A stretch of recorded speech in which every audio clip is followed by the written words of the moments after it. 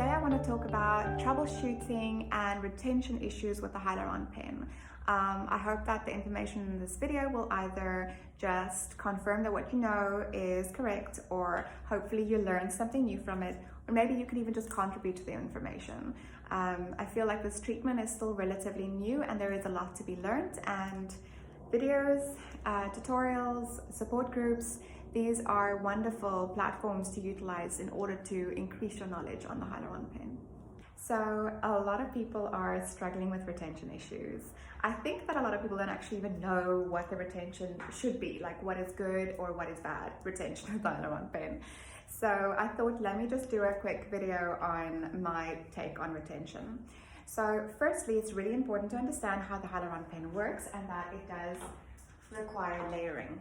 It's not the same as an injectable filler where you go in once, you walk out, you've got these beautiful lips, maybe you do a top up. No. With Hyaluron pen, you're going to have the treatment done at least 2 to 3 times initially to build up a foundation layer. So the viscosity of the serums that we use with the Hyaluron pen are normally quite low in viscosity, which means that they are not going to instantly have that plump effect. They will layer and level underneath the skin. This makes it very safe for us to be able to use this device, so it's a good thing. And it's important for you to understand that when you use this, that you take it as it is. It's a Hyaluron pen filler, not an injectable filler, not the same treatment either. So when I go in with my Hyaluron pen, I'm going to be doing, like I said, a minimum of 2 treatments, a maximum of 4, maybe 3 or 4, just to build up a foundation. So I'll add a little bit of hyaluronic acid into the area. Let's use the lips because that's the most common requested treatment. I do a foundation layer in the lips, and that creates a little bit of plump. Well, obviously my client walks out looking gorgeous, and then 3-4 days later the swelling has gone down, and now she has a little bit of a result, but not a huge result, and is normally quite disappointed. So it's important for you to prep your client properly. Make sure that they understand the treatment phase they're going to go through, what their home care is going to look like, what to expect, so that they're not disappointed when it happens. So the swelling's going to go down, they're going to have very little result left. Then 2 to 3 weeks later, they're going to come back. When I can postpone by 3 weeks, especially with older ladies with thinner lips, I try and postpone 3 weeks. But if a client is quite excited and she really wants this result ASAP, and she's young and she's got quite big lips, then I'll go 2 weeks. The reason why I try and space that out a little bit more is sometimes you don't need as much serum as you think you do.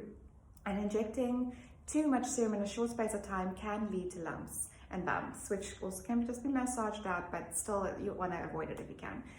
So with retention, this works for me. I book my clients 2 to 3 treatments spaced 2 to 3 weeks apart. Thereafter, they'll come back for a top-up after about 3 to 4 months. Eventually, that 3 to 4 month space will turn into a 5 to 6 month or even a 6 to 9 month space. So it will, the retention will increase as you have built up more hyaluronic acid, because the hyaluronic acid increases the amount of water content and hydration in the lips. And as that increases, your results increase, because the more water there is, the more plump it's going to be. So that is my approach. But again, layering. Without the layering, you're not going to have the retention that you need to have. It's a complete disbelief or false belief to think that your client can come in once, you can do the treatment, use a mill in her lips, and that's the end of the story. She should have a result now. If you're selling that to your clients, you're setting yourself up for failure, because that is not how Hyaluron pen works. Your costing will be influenced by the amount of serum that you're using per treatment, but I normally specifically make one price which includes my initial treatment and 2 top-ups, because then my client has committed to the full process from the get-go, and she's not going to be disappointed or disheartened during that 3 treatments and think that, oh, I don't know if it's worth me paying for another treatment because I still don't have a result. She won't have a result initially. If you install that idea into her mind initially, then she won't be disappointed, because she will know she needs to commit to all 3 treatments. Okay, so layering. You need layers of this to build up. Once it's built up, so let's say you've passed your 2 to 4 initial treatments, and 4 being a little bit unnecessary, usually it stops at 3.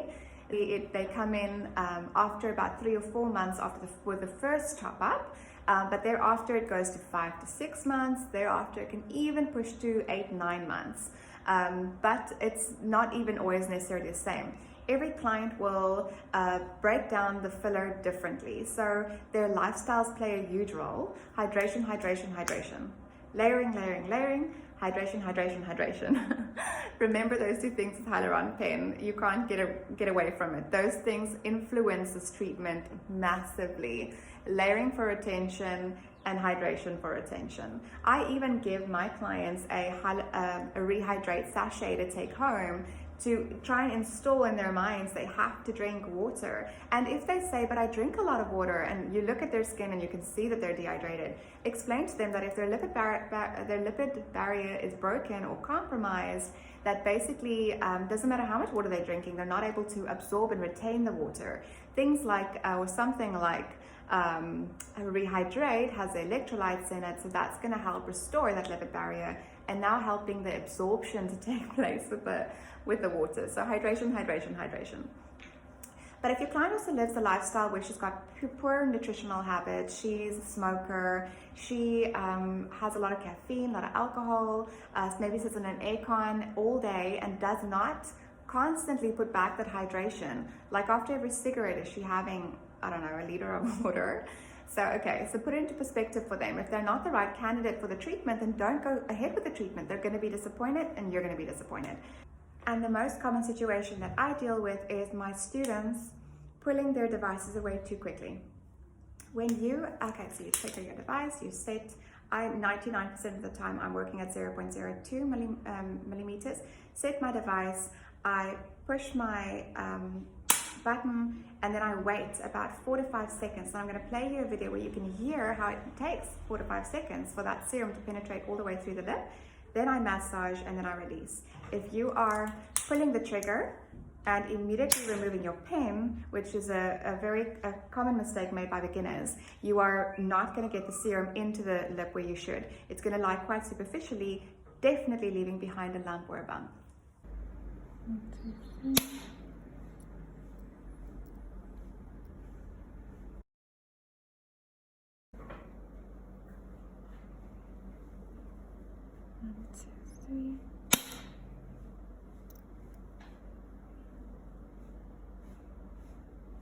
Always make sure that your pen is 100% 90 degrees with the skin. If it is slightly tilted, you will get a lot of product wastage. Your product will not penetrate properly, also resulting in lumps and bumps, but more annoyingly, resulting in a lot of product wastage, and your serums are very expensive. But also that impact against the skin is they're more intense, and that also contributes to bruising and swelling. Okay, I want to chat about lumps and bumps. Ugh. Not very pleasant for a client and definitely not very nice for you, because I think there's still so much unanswered questions with regards to Hyaluron Pen. It's like a filler, but it's not a filler. It's still new. It's still new, so I think that so many people are still learning.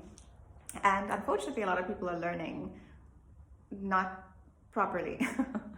I don't know. I don't know. Maybe I'm old school, but I don't believe that there's many things that you can teach just online via videos. I really feel like a hands-on training is essential. Anyway, other topic for a different time.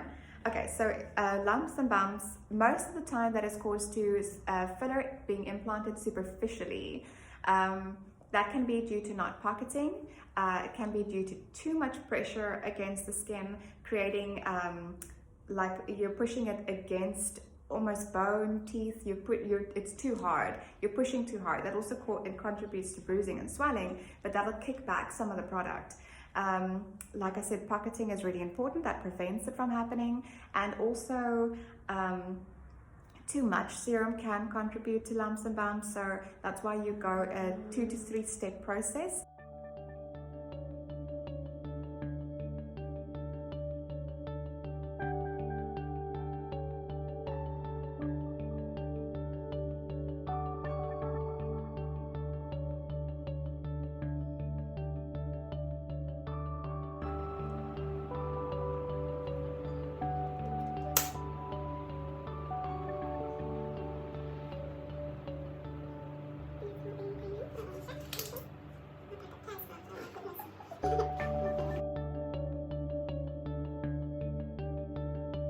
Theory, just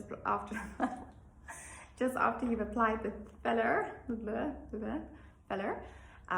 Then with